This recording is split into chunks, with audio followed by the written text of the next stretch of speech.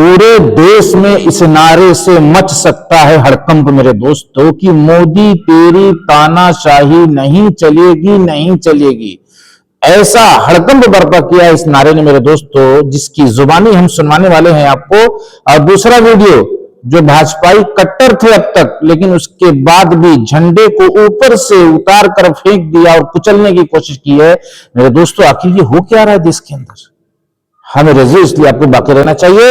उसके बाद शंकराचार्य ने जो पैगाम मोदी जी को दिया है मेरे दोस्तों, सारे देश के नागरिक को रुक कर सुनना चाहिए, इसलिए कि बहुत बड़ा पैगाम इन्होंने दिया है, बहुत बड़ा संदेश इन्होंने दिया है। शंकराचार्य ने हमें रजी हिला कर रख दिया है, एक तरह से कह दीजिए कि हिला कर रख दिया है। और चौथा मेरे दोस्तों, मुफ्ती शमाइल साहब को हम लेकर आएंगे। मुफ्ती शमाइल साहब का एक ऐसा क्लिप आपके सामने लाने वाले हैं जो देश की जितनी भी बहन बेटियां और माएं हैं, अगर आप चाहते हैं कि उनकी जिंदगियां खुशगवार हो जाए तो आपको बाकी रहना चाहिए। बहुत बड़ा संदेश दे दिया है देश को, बहुत बड़ा संदेश देश को दे दिया है, बहुत बड़ा संदेश मेरे दोस्तों। इसलिए खास तौर से अगर इसी वीडियो के लिए आप बाकी रहे तो भी अपने आप में बहुत बड़ी बात हो सकती है। तो चलिए वीडियो को स्टार्ट करते हैं मेरे दोस्तों। मैं पहले आपका दिल से शुक्रिया अदा कर लूं और ये बता दूं कि आपने मेरी वीडियो को क्लिक कर दिया है, ये मेरे लिए बहुत बड़ी बात है। अब आप आखिर तक साथ मत छोड़ना, इसलिए कि बीच में छोड़कर जाना मेरे दोस्तों ये बड़े खतरे की बात होती है। वीडियो वायरल नहीं हो पाती, इंप्रेशन आगे नहीं जा पाता। हम जो सोच कर आते हैं, जो जद्दोजहद से वीडियो को तैयार करते हैं, वो फिक्र जो है लोगों के सामने नहीं आ पाती। तो सिर्फ थोड़ी देर रुकने से इतना बड़ा काम बनता है। काश के इसका यकीन हमें हो जाता तो एक वीडियो भी हम मिस ना करते। अगर क्लिक कर दिए हो, देखो मैं ये समझा, अगर क्लिक कर दिए हो तो 5 से 7 मिनट तो आपको रुकना है। आइए पहली वीडियो देखिए आप।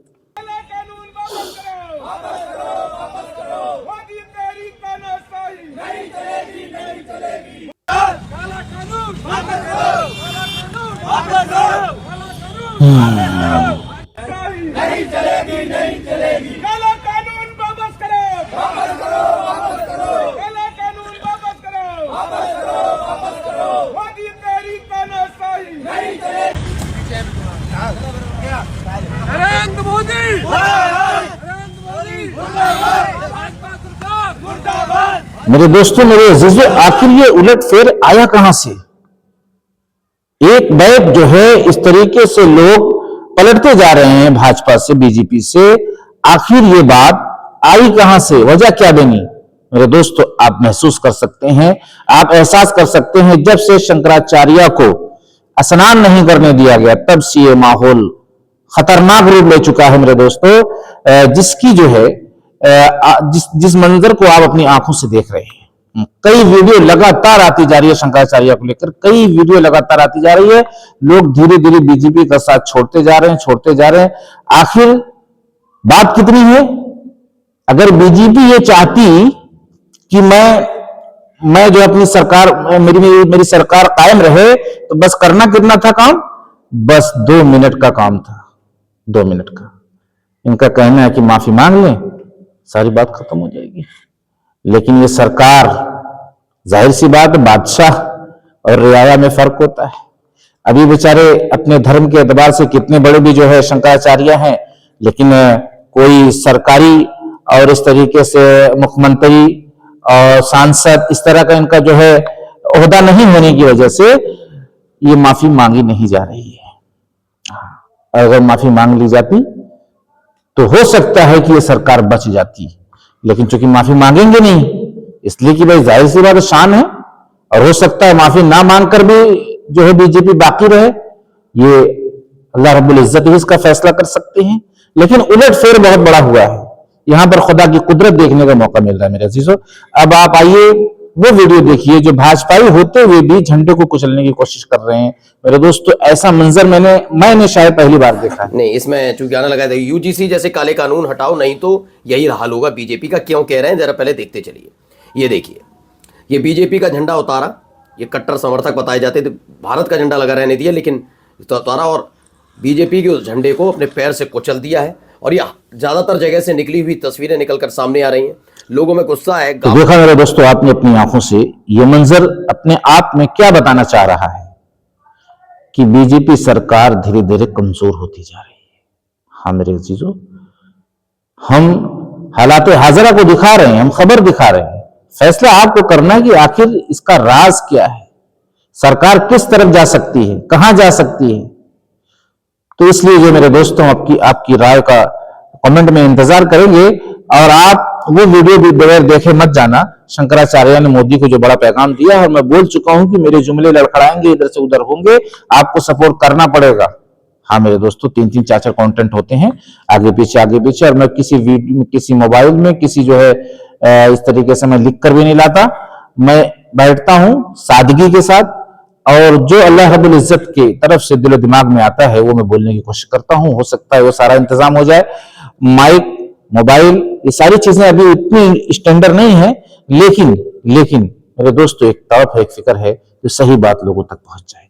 अब आप आइए शंकराचार्य की इस वीडियो को देखिए, उसके बाद मुफ्ती शमाइल वाली वीडियो तो पूरे देश की बहन बेटियों के लिए मेरे अजीजों, बहुत बड़ी मुसीबत से आज बहन बेटियां माए निकल जाएंगी अगर आप रुक गए तो। बहुत बड़ी रिक्वेस्ट है मेरे दोस्तों, रुक जाओ मेरे दोस्तों। आइए शंकराचार्य ने क्या कहा पहले सुनो। हाँ, वो हमारे पास आए थे, उन्होंने प्रणाम किया। हमारा नियम है, हम लोग आशीर्वाद देंगे, जो आएगा उसको आशीर्वाद देते हैं। नरेंद्र मोदी जी हमारे दुश्मन थोड़े हैं, हम उनके हितैषी हैं, सदा उनके हित की बात कह रहते हैं। जब उनसे कोई गलती हो जाती है तो हम उसको भी कहते हैं कि तुमसे ये गलती हो रही है। वो हमारे दुश्मन नहीं है। हाँ, वो हमारे पास आए थे, उन्होंने प्रणाम किया। हमारा नियम है, हम लोग आशीर्वाद देंगे। हाँ, वो हमारे पास आए थे, उन्होंने प्रणाम किया। हमारा नियम है, हम लोग आशीर्वाद देंगे, जो आएगा उसको आशीर्वाद देते हैं। नरेंद्र मोदी जी हमारे दुश्मन थोड़े हैं, हम उनके हितैषी हैं, सदा उनके हित की बात कह रहते हैं। जब उनसे कोई गलती हो जाती है तो हम उसको भी कहते हैं कि तुमसे ये गलती हो रही है। यहां पर कितनी बड़े इंसाफ की बात शंकराचार्य कर गए हैं मेरे दोस्तों। कह रहे हैं कि हमें मोदी से दुश्मनी नहीं है, और ये सही बात है। न योगी से दुश्मनी होना चाहिए, न मोदी से दुश्मनी होना चाहिए, न अमित शाह से दुश्मनी होना चाहिए। दुश्मनी से मुराद नफरत किसी से नहीं होना चाहिए। हाँ, गलती जिससे हो रही है उस तक बात सही पहुंचाने की ताकत पैदा करो अपने अंदर। अगर देश में रहते हो और उस रब पर ईमान लाए हो, अपने पैदा करने वाले पर भरोसा करते हो, उसके डर और खौफ से उसके हुक्म को मानकर कि ये बात अगर मैं नहीं पहुंचाऊंगा तो मुझे इसका जवाब देना पड़ेगा, इसका दंड भोगना पड़ेगा, ये नियत करके हम किसी भी इंसान से नफरत न करते हुए उस तक पैगाम पहुंचाने की कोशिश करें। यही मेरे दोस्तों, यही हम सबका रब चाहता है। ये गलत को गलत कहो और सही को सही कहो। सरकार किसी की भी हो, सरकार किसी की भी हो। वैसा नहीं कि योगी मोदी के अंदर सब बुराई ही बुराई है, ऐसा भी नहीं है मेरे दोस्तों। मैंने बहुत सी खूबियां दिखाई हैं, लेकिन जो गलत है वो गलत कहा जाएगा और कहते रहेंगे इंशाल्लाह।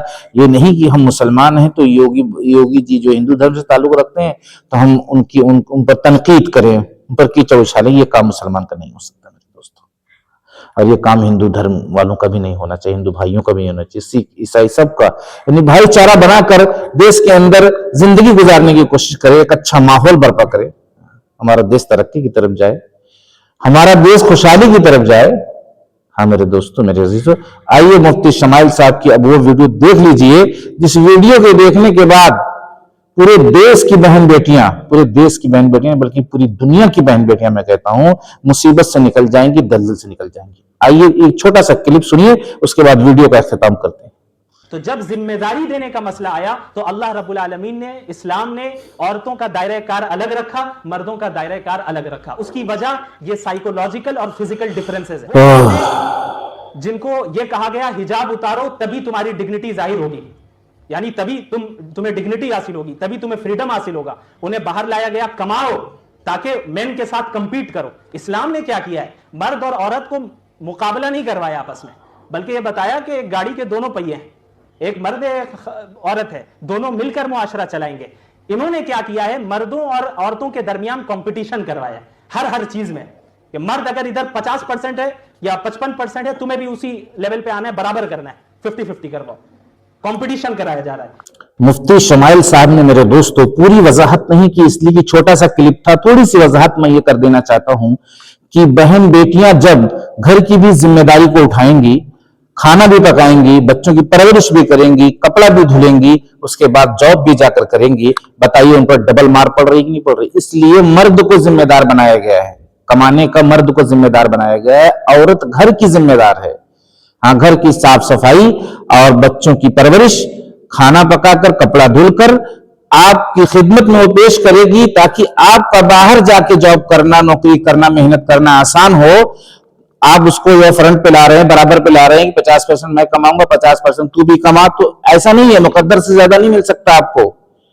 औरत जो है चार दीवारी में पर्दे में रखने वाली चीज है। ऐसा नहीं कि मार्केट नहीं जा सकती, लेकिन उससे काम मत कराओ, उसे नौकरी मत कराओ, उसको इस पर मत लाओ कि 45% मैं कमा रहा हूं तो 55 तुम्हें कमाना है। उसके बाद होता क्या है, आदमी लोग धीरे धीरे काहिल हो जाते हैं, बुज़दिल हो जाते हैं और अपनी औरत की कमाई पर बैठ जाते हैं। बहुत से मर्द को मैंने देखा, औरत जॉब कर रही है, अपना घर पर बैठे इधर उधर, खाली जो है किसी की जो है होटल में, तो किसी के जो है बैठके में, किसी के घर में।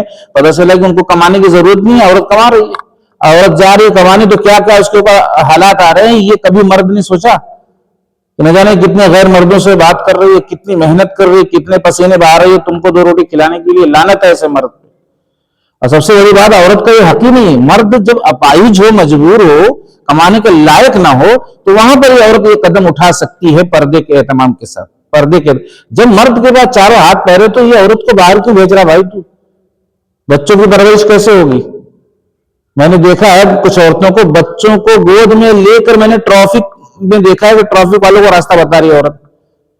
और नौकरी भी गई बच्चों को लेकर, 1 महीने 2 महीने 4 महीने के बच्चों के लिए क्या करेगी? नौकरी भी नहीं जाएगी, नौकरी से उसको हटा दिया जाएगा। ये बहुत ज्यादा जो है सीरियसली लेने वाली चीज है मेरे दोस्तों, मेरे अजीज। इसलिए इस्लाम ने जो गुंजाइश मैंने बताई कि एकदम मजबूरी है, तो फिर वहां पर ये औरत कदम उठा सकती है। लेकिन जब तक चारों हाथ पैर में ताकत है शौहर के, किसी कीमत पे औरत को कमाने के लिए बाहर नहीं जाने देना चाहिए। और अगर जाने देना मजबूरी है, शरई मजबूरी है, जैसे डॉक्टर बनना, इसलिए कि भाई मुसलमान रहे तो ज्यादा बेहतर है, तो अगर पर्दे का एहतमाम पूरा ना हुआ, इसलिए कि फर्स्ट नंबर पर अल्लाह का हुक्म है, सबसे पहले दीन है। अगर फाका आता है तो आने दो, बच्चे की परवरिश कैसे होगी इसका जिम्मेदार अल्लाह है कि आप हैं। अल्लाह कह रहा है कि ऐसे ऐसे ऐसे आपको सारा काम करना है पर्दे के एहतमाम के साथ। फिर बोल रहे हो कि यार मुसलमान लोग का क्या होगा? तो ये बात अल्लाह ताला नहीं जानते? नौज़ुबिल्लाह, आप जानते हो। अल्लाह ताला जो बता रहा है वो करना होगा। अल्लाह ताला ने कहा कि ऐ इब्राहिम आग में कूद जा, फिर क्या हुआ? आग गोले गुलजार हुई कि नहीं हुई? ईमानदारी से बताना। इस्माइल अलैहिस्सलाम की गर्दन पे छुरी चलाई जा रही, हुक्म आ रहा है, तो हुक्म पूरा करोगे, अल्लाह तबारक व तआला रास्तों को आसान कर देंगे, मंजिलों को आसान कर देंगे, जिंदगी को खुशगवार कर देंगे। फिर वो अल्लाह मनुसलवा उतारने पर भी कादिर है, जो अल्लाह बेगर खंबे का जो है आसमान खड़ा करके रखा है मेरे। इसलिए मेरे दोस्तों होश में आने की जरूरत है, और जिसके जो हुकूक हैं उस तक पहुंचाने की जरूरत है, हमें अदा करने की जरूरत है। नहीं तो कल कयामत में हमारी गर्दनें नापी जाएंगी, जवाब देना पड़ेगा। मिलते हैं नेक्स्ट वीडियो में इंशाअल्लाह। अगर जिंदगी रही, अल्लाह तबारक व तआला आपकी भी हर परेशानी को दूर फरमाए और मेरी भी दूर फरमाए, और सारी इंसानियत को सीधे और सच्चे रास्ते पर चलने वाला बनाए। अस्सलामु अलैकुम।